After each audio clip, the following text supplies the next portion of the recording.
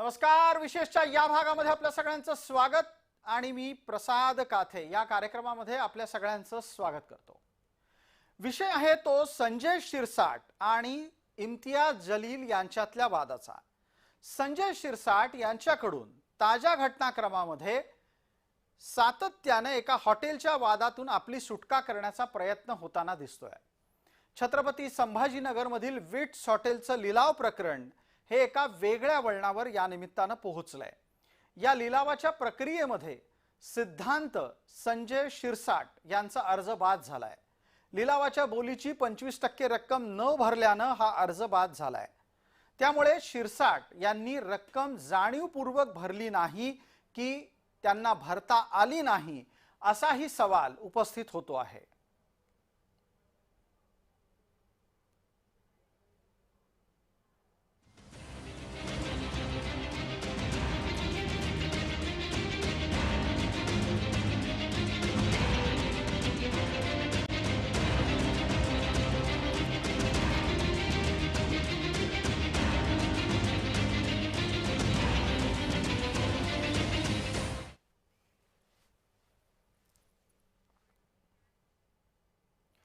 संजय शिरसाट यांचा लिलाव चुकला आणि स्वाभाविकरित्या त्याचा आनंद विरोधकांना झाला. गेल्या काही दिवसापासून सातत्यानं संजय शिरसाट यांच्यावर टीकेची धार अधिकाधिक वाढत होती आणि याच निमित्तानं विट्स हॉटेलच्या लिलावातून संजय शिरसाट यांच्या मुलानं नाव मागे घेतलं, अर्ज बाद झाला आणि त्यावर उद्धव गटानं आपली भूमिका मांडली.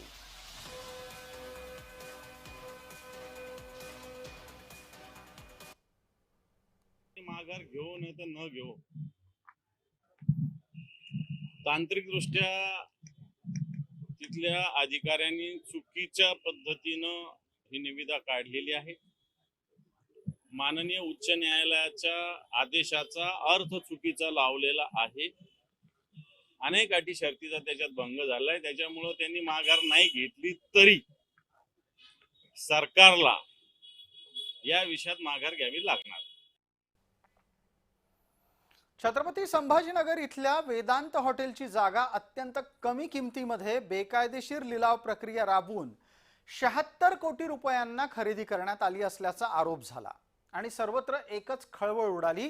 कारण या प्रकरणाशी महायुतीच्या सरकारमधील एका मंत्र्याचं नाव जोडण्यात आलं होतं. ते मंत्री आहेत संजय शिरसाट. त्यांच्या मुलाकडे 76 कोटी रुपये कुठून आले असा प्रश्न देखील विरोधकांनी या निमित्तानं उपस्थित केला. शिरसाट यांच्या मागे आरोपांची मालिकाच यानंतर सुरू झाली. संजय शिरसाट यांनी शाजापूरमध्ये 30 कोटींची जमीन 1 कोटीला घेतली.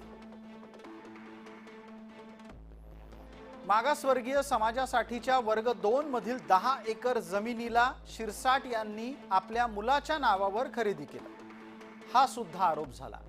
जालना रोडवर शिरसाटांनी 12,000 स्क्वेअर फूट जागा केवळ 5 कोटी 83 लाखाला घेतली.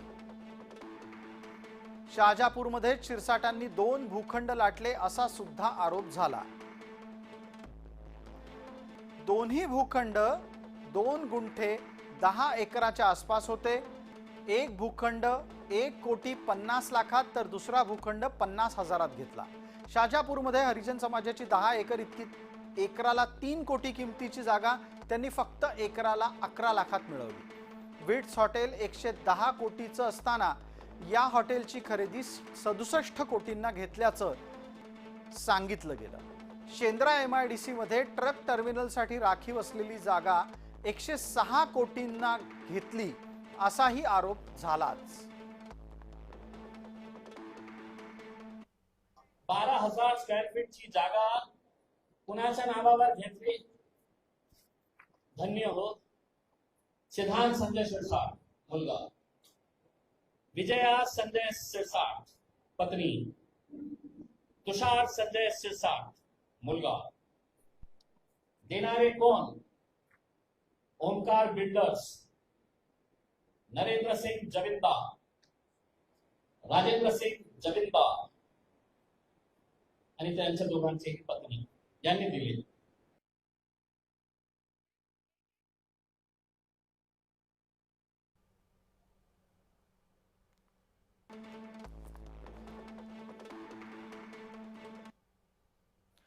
दरम्यान जलील यांच्या विरोधामध्ये शिरसाट यांनी अब्रू नुकसानीचा दावा दाखल केलाय आणि सातत्यानं आपण निर्दोष आहोत असंच संजय शिरसाट सांगतायत.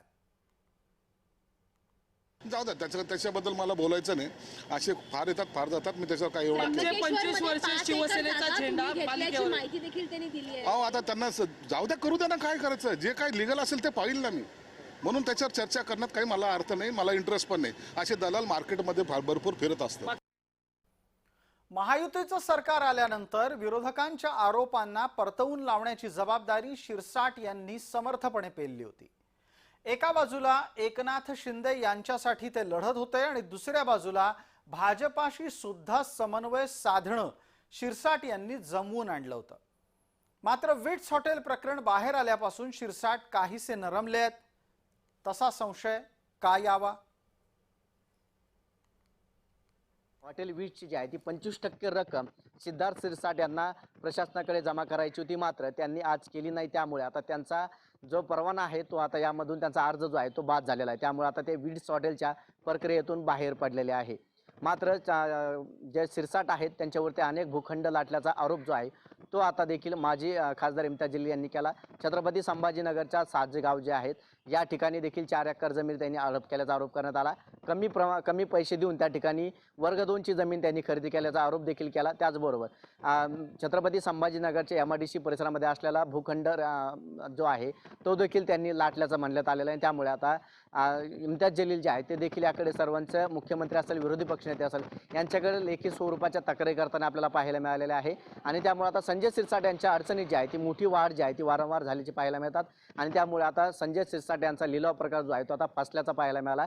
आणि त्यामुळे संजय शिरसाट जे आहे ते मोठ्या अडचणीत देखील यामुळे आल्याचं पाहायला मिळालं. तर लिलाव फसला आणि संजय शिरसाट यात गोत्यात आल्याचे आपल्याला देखील पाहायला मिळाले. छत्रपती संभाजीनगरहून विजय चिडे, जय महाराष्ट्र.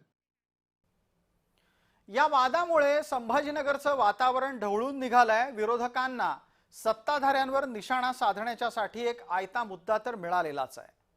पण महत्वाचा मुद्दा त्याही पलीकडे असा आहे, महायुतीचं सरकार स्वतःला भ्रष्ट नसल्याचं, निष्कलंक असल्याचं सांगतंय. वस्तुस्थिती काय ती लोकांसमोर येत आहे. विशेषतः या भागामध्ये तुर्तास इतकंच. आपण पाहत रहा फक्त जय महाराष्ट्र.